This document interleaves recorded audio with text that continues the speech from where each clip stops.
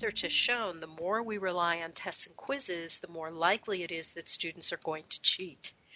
Whereas if we focus on the use of authentic assessment, there's much less likelihood that students will be able to cheat and or plagiarize. I'm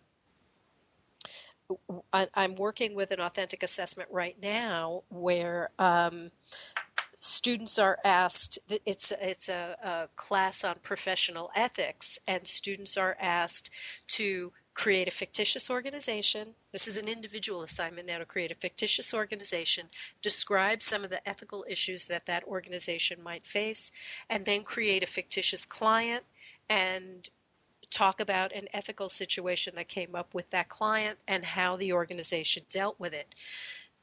Every one of those students has run that assignment through a plagiarism detection tool, and not one of them has come up with any significant degree of plagiarism, mainly because they're using material from the course and applying it in a way that it would be very, very difficult to lift from source material.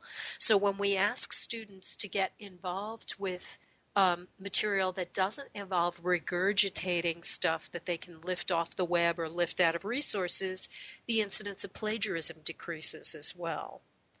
And then, of course, the other thing that that I do in this class in order to, again, reduce the potential incidence of plagiarism is I don't have them deliver the entire paper at the end of the course.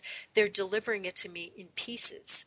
So first they create the organization, then they send me a list of references that's annotated that they're going to use to help build the remainder of this paper, and then they send me the scenario that they've created around a client. So having students deliver material in chunks also helps to reduce the incidence of plagiarism. If it's going to happen, you're going to catch it very quickly and help the student to turn that around. Because you mentioned at some point that a lot of the plagiarism that we see is inadvertent.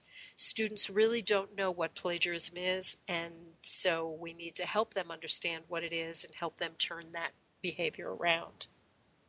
Yeah, I agree, and I think that, and to kind of close this up or reach some kind of closing point here, I think one of the things we need to remember is plagiarism and plagiarism detection software is not designed to catch somebody. It's designed as a learning tool to help the people, and I think you just said this, to help the people understand, the students understand, how to better annotate, how to use APA citing better, how to do those types of things, and don't use it as a gotcha.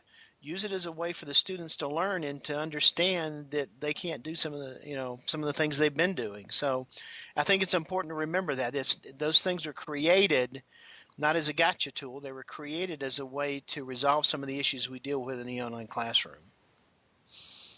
I agree. It opens up yet again, another line of communication and another teachable moment.